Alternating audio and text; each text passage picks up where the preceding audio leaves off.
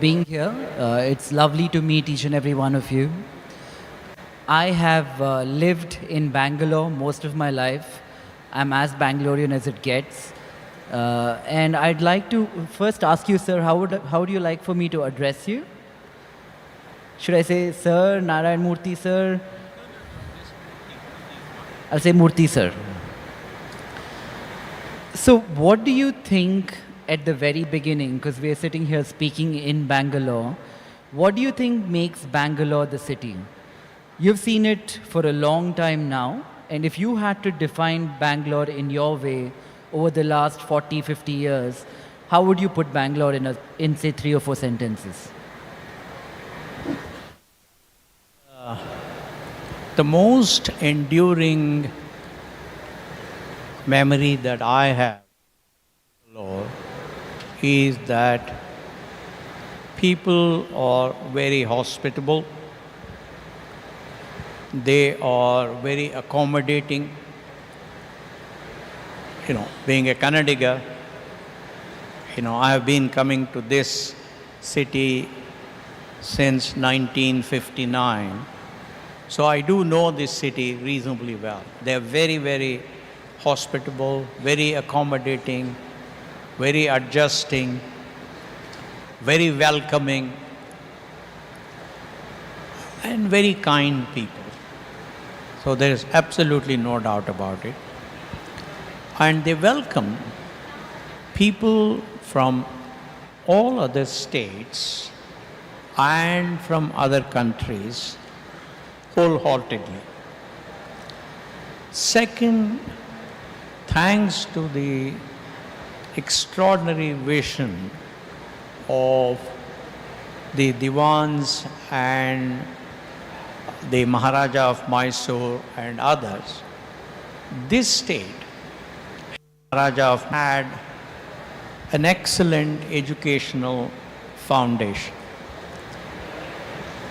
Whether it was the Indian Institute of Science, founded with the munificence of the Maharaja of Mysore and J.R.D. and Jamshedji Tata,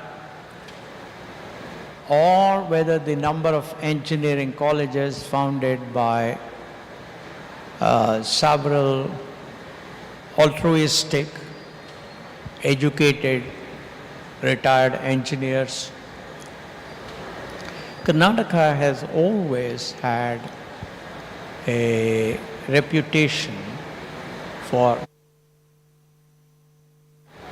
whether you went to Madhya Pradesh, whether you went to Maharashtra, whether you went to Andhra Pradesh or Uttar Pradesh, you would always see a larger percentage of engineers from Mysore, as it was called then, now of course Karnataka, than other states. And of course, Bangalore has had the advantage of very salubrious climate. Therefore, a lot of people from other states want to come and settle down here. And Bangalore has also had some very famous institutions, like whether it's Vidyarthi Bhavan, whether it's MTR, etc., etc. I think these are the vignettes that come to my mind when I think of Bangalore. So if I were to talk about economies overall, it will be interesting to hear what your thoughts are about socialism, capitalism, what works, or which part of what works, and how you've seen the world around you change over your illustrious 50-plus year career, and what do you think are the nuances required in today's form of capitalism to continue to work? I had the fortune of working in France in early 70s, and as a student, I was a strong leftist. because my father was a high school teacher. We were 8 children. And he was a great admirer of Jawaharlal Nehru. And every day, of course, as you know, Nehru believed in socialism. And every day we were fed a very staple diet of socialism. So we'd all become strong socialist, leftist, not communist, but strong leftist. But when I went to France,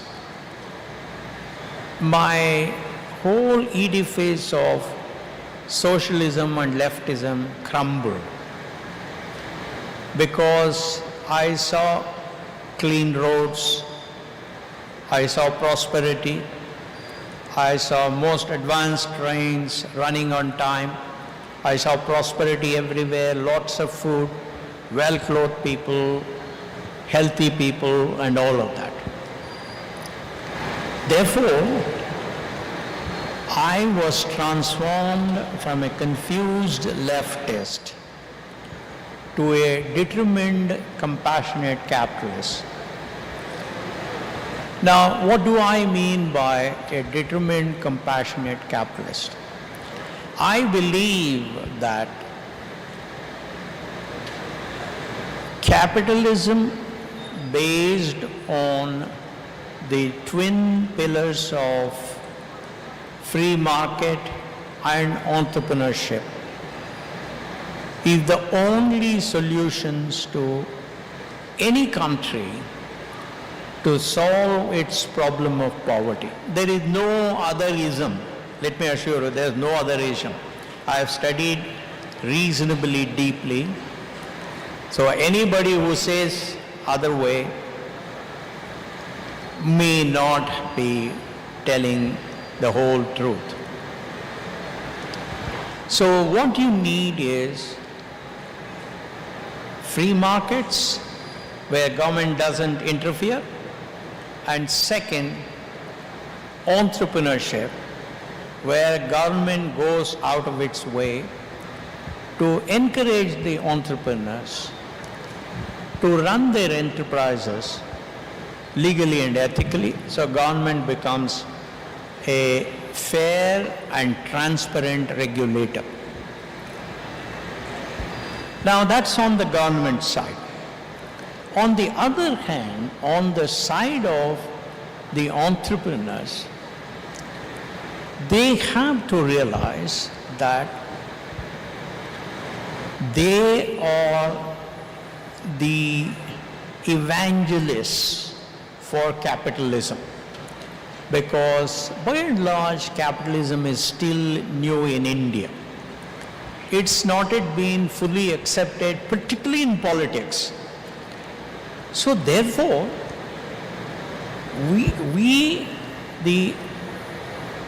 I'm not an entrepreneur today, but at least the entrepreneurs of today have to realize that it's not just sufficient for them to seek free market and encouragement for entrepreneurship, but they have to bring fairness, transparency, and accountability to running their enterprises. They have to ensure that when they take their decisions, they have to look at whether the poorest or the lowest level employee in the company is made better by the decisions they take. They have to pay their taxes honestly. They have to contribute a certain percentage of their profits to the betterment of the society. So in other words, not only should they seek to grow their revenues and their profits, which is very legitimate, but at the same time, they have to become an integral part of the society to lift the society to a higher level. That's what I term compassionate capitalism. So I think that is my view. Compassionate capitalism is the only solution for a poor country like India to become a prosperous country. Not socialism, not communism, none of those. So classical economic theory, if you were to say what Adam Smith started off economics of the modern world, he believed that every individual doing what is best for them and being selfish, the opposite of altruism, is net positive for the ecosystem at large. So when you are talking about benevolence in capitalism, are you saying that the anomalies of capitalism or people who have done exceedingly well, they need to be benevolent in particular, or are you talking about society at large? No, I think you're right. What Adam Smith said was, the fact that you have bacon on your table is not because of the benevolence of the butcher. It is because of his own self-interest. However, while self-interest will drive every one of us to do what is best for ourselves, there are rules and regulations laid down by the government which ensures that I do not tread on your feet.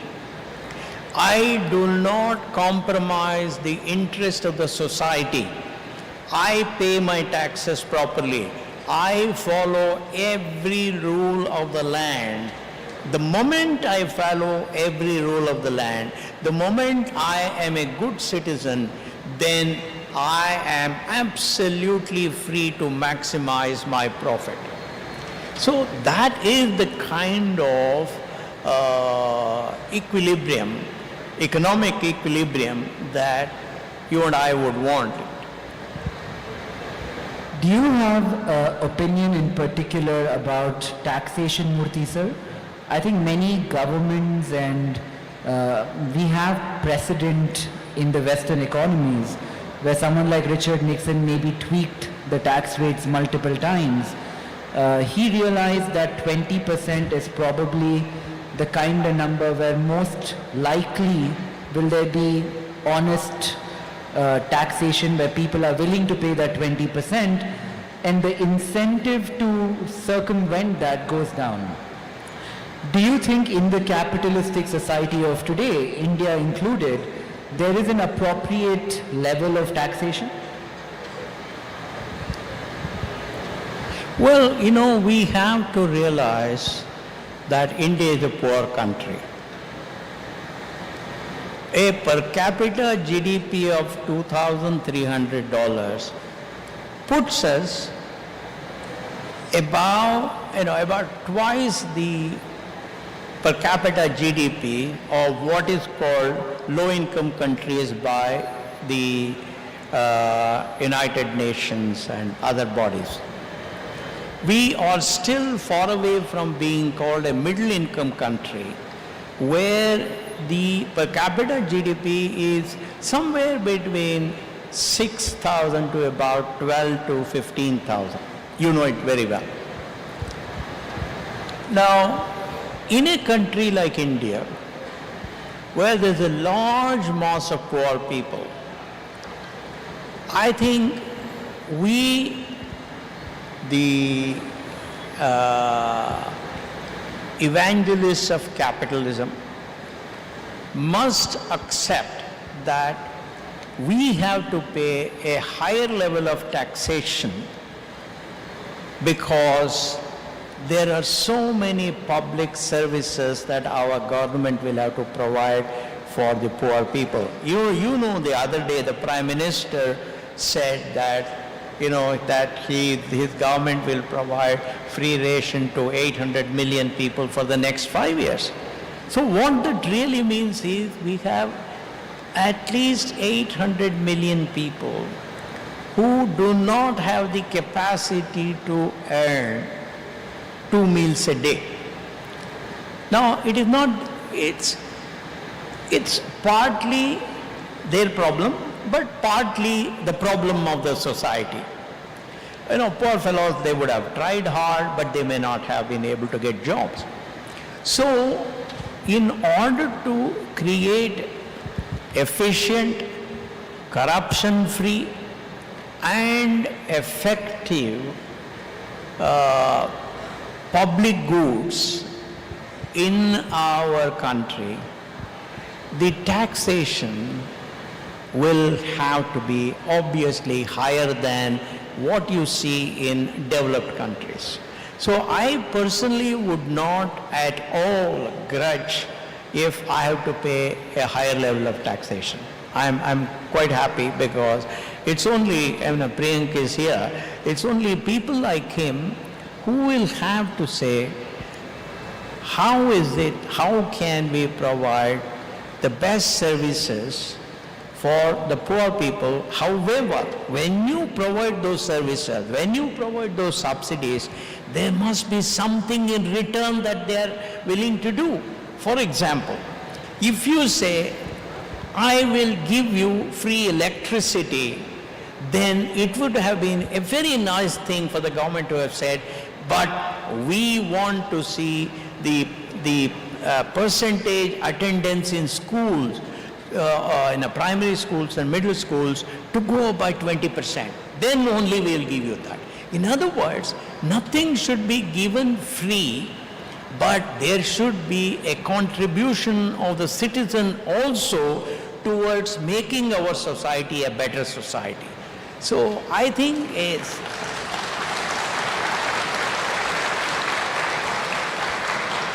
so therefore, while I am not against free services being provided, I fully understand. I also came from a poor background once upon a time, but I think we should expect something in return from those people who receive those free subsidies to take a slightly bigger responsibility towards making their future generation, their own future generation, their own children, their own grandchildren, better in terms of going to school, performing better, etc., etc. That's what I mean.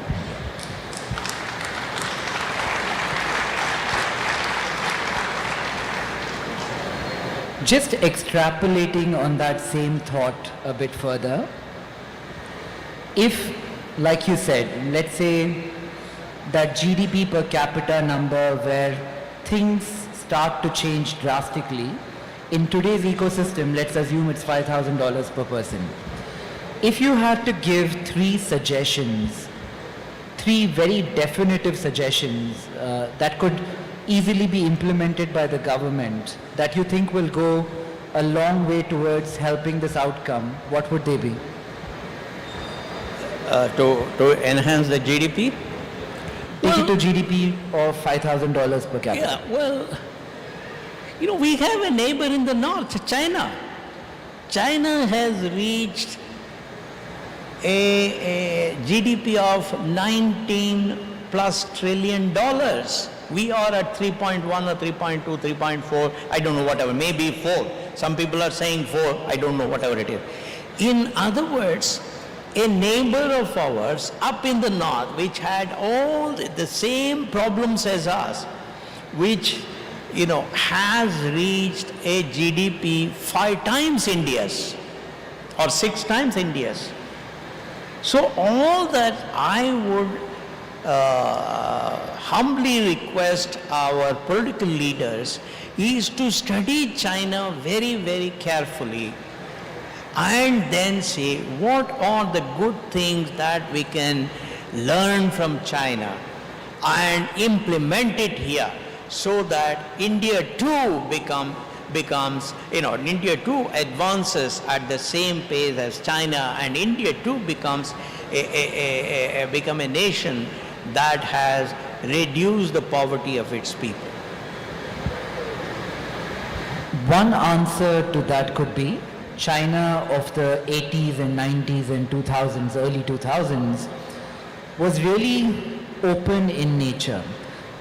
You yourself have worked in an industry which is outsourcing services for a long time now. India is still not truly both capital account and current account convertible, which makes it hard for businesses like this to truly thrive. Do you think we are at risk for over-regulation? Do you think over-regulation is curtailing the animal spirits of entrepreneurs in India today? No, there is a difference between China and India. We were a colonized country for 1,000 plus years, starting with whatever Alauddin Khilji or whoever came around 980, whatever it is, to 1947. Our destiny was under the control of foreigners who did not identify themselves with our country. So it is very difficult for us to compare with China, which did not go through this kind of stuff. And second thing is that we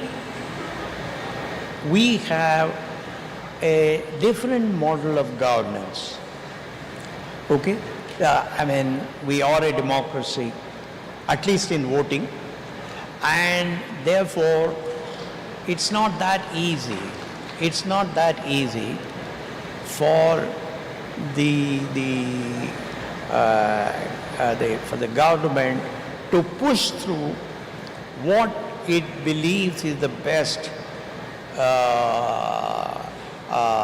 best methods of increasing the prosperity. So this is a very complex issue, but what we need to do is, in some way, all the political parties come together, and each political party contribute a couple of intellectuals from their party, and they form a committee, and then they all sit together and then invite a few successful, well-experienced academicians and corporate leaders and all, and then say, what are the practical solutions that we can come out with so that we move up to 1 in 5 in attracting foreign direct investment, not foreign portfolio investment. Foreign portfolio investment comes today and it goes tomorrow at a profit. On the other hand, foreign direct investment is where people come here to stay long, they put in a lot of money in building infrastructure, they make the company stronger.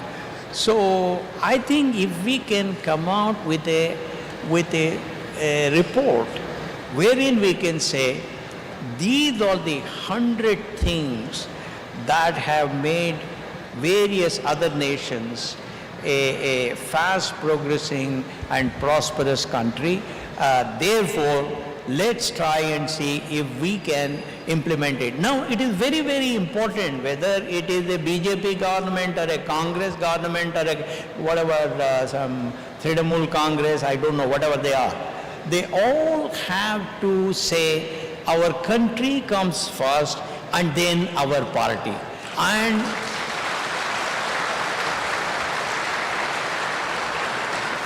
And in order to do that, we may have to make certain minor adjustments in the aspirations of our own party. I think that is the kind of India I am looking for. I am 78. I don't know how many years I will live. But if I can see such a coming together of the wonderful political leaders that we have in this country, sit together, argue based on data and facts, and agree what is a reasonable suggestion, what is a worthwhile suggestion, and then say, whether I am in party A, party B, party C, this is our Bhagavad Gita of business progress, and we will all follow, and nobody will raise objection. I think that is the kind of India that I am dreaming of.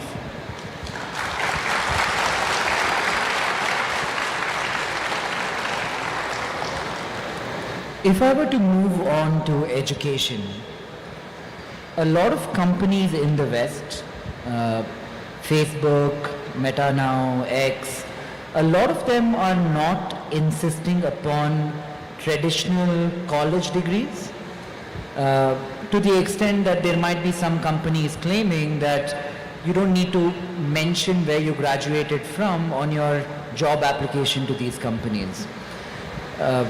We spoke about income inequality earlier.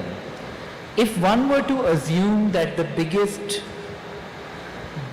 barrier or the biggest solution to the problem of income inequality is education, what do you think is broken with the education system in India broadly? And do you feel a use case can be made for the education system or the process of education in itself to become more fragmented in nature? I mean, where you don't go to one particular college to get all your educational needs, but you get it from 5 or 10 different places, and you go to experts at different things for different things. Well, first of all, I must congratulate Sri Modi's government on forming NEP, the National Education Policy. It's a step in the right direction. And given that Dr. Kasturirangan was the chairman of that, given that people like Manjul Bhargava are part of that, I have tremendous hope that it will show us a path towards becoming better. The need of the day is to seed in the minds of our children, the primary and the secondary school children, independent thinking, active listening, critical thinking, Socratic questioning, relating what is learned in the classroom to the problems around us, and thinking of solutions to our problems. The moment our education gets transformed to this model, my belief is that then your college degree, they start mattering less. But even there, you would need for certain kinds of stuff. You do need college degrees, you need undergraduate and postgraduate degrees, you need PhDs, they're all required.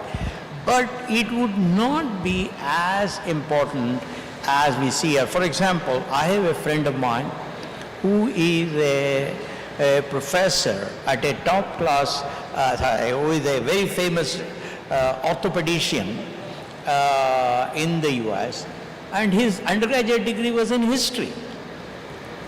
Why was it that a fellow with an undergraduate degree in history could get admission to the MD program there? The reason is that system of education encouraged all the things that I talked about. So I am very positive that the NEP, with Dr. Kasturirangan and Manjul Bhargava and other well-meaning people and competent people, extraordinary people, will show a path towards making our children, much more competent in this kind of education. And then the demand for, these degrees will reduce. If your son Rohan, if he grew up in a box, ignoring the mimetic nature of life and picking up influences from the people around him, and he were to be, say, 16 or 17 today, picking what to study, what would you suggest to Rohan? If I were to be 17, what would I? If your son, Oh, son. yeah, if your son Rohan was to be not influenced by society at large, and he will pick to study exactly what you tell him to, and he's 17 years old today, let's assume, what would you recommend he study? What college, what subject, what degree? No, I think thanks to my wife, not to me, because I hardly spent any time with my children. I was very busy in Infosys. Thanks to my wife, who is of course a better engineer than I was, she brought up our children with all the wonderful qualities that I talked about.